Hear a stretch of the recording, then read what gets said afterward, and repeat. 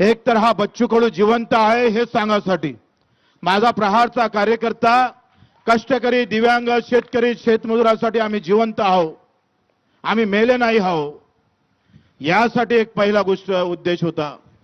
दुसरा उद्देश होता महत्वाचा, का जो आमचा शेतकरी जात पात धर्म पंथ पक्ष यामध्ये वाटून टाकला, राजकारणी लोकांनी त्या शेतकऱ्याचं, मजुराचं, दिव्यांग अस्तित्वहीन करून टाकलं। इथे अर्धे अधिक लोक काँग्रेसचे असन, भाजपचे पण काही आहे जे फक्त शेतकरी आहे।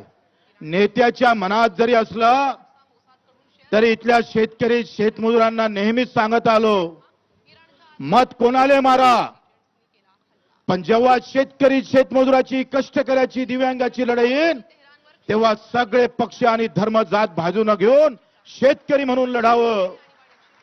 कारण 75व्या वर्षामध्ये अजूनही आमची आत्महत्या होतं।